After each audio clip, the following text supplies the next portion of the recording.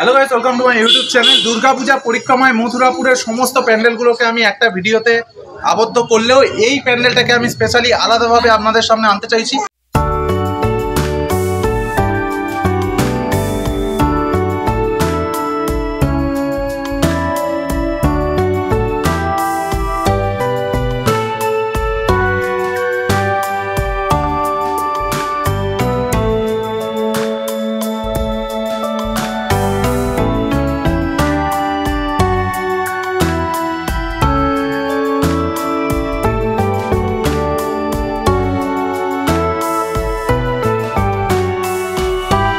কারণ এরকম থিম মানে এরকম চিন্তাভাবনা আমার চোখে খুবই কম পড়েছে এবং পুরকাইতপাড়ার পুজো আগের বছরেও নজর কেড়েছিল, মাটির হাঁড়ি কলসি দিয়ে প্যান্ডেল হয়েছিল, ঠাকুরটাও হয়েছিল।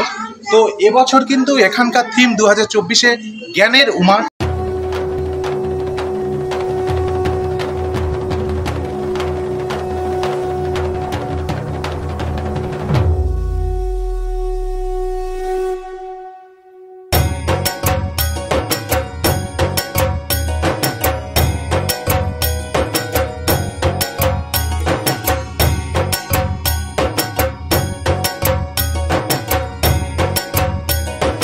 টোটাল প্যান্ডেলটাতে আমরা শুধু চারিদিকে বই দেখতে পাচ্ছি, বই দিয়ে গড়ে উঠেছে পুরো মণ্ডপটা। বই শুধু বলতে মহাপুরুষদের বই থেকে শুরু করে জীবনী থেকে এবং মহাভারত, গীতা এই সমস্তও বাদ যায়নি। এবং প্যান্ডেলের মধ্যেও গিয়েও আমরা যে অনবদ্য দৃশ্য দেখলাম, প্রতিমাতে পেন্সিলের মোচ, চক, সমস্ত শিক্ষা সামগ্রী দিয়ে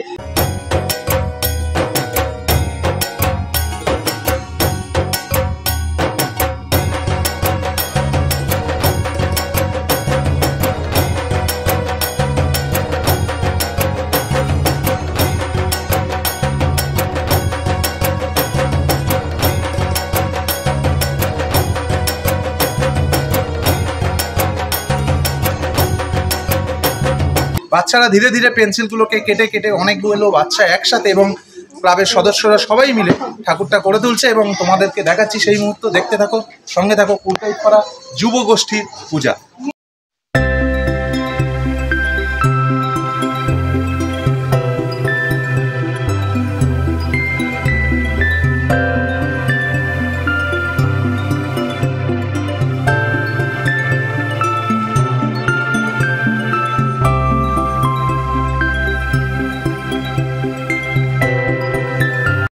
এই মুহূর্তে আমরা পুরকাইতপাড়ায় চলে এসেছি। বলো কি দেখতে পাচ্ছ প্যান্ডেলে, বলো।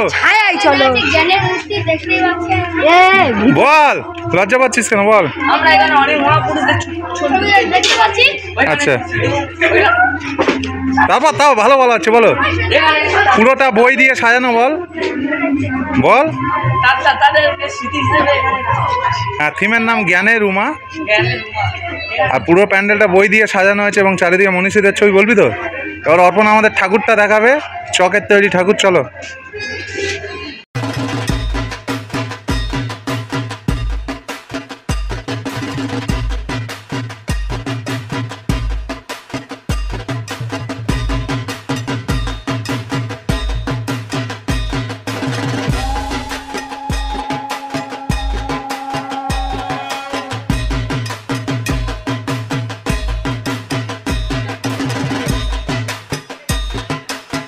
গাইস, পুরকাইতপাড়া যুব গোষ্ঠীর পুজো তোমরা অনেকে দেখতে চাইছিলে এবং আমি তোমাদের দেখালাম পুরকাইতপাড়াবাসী পুজো।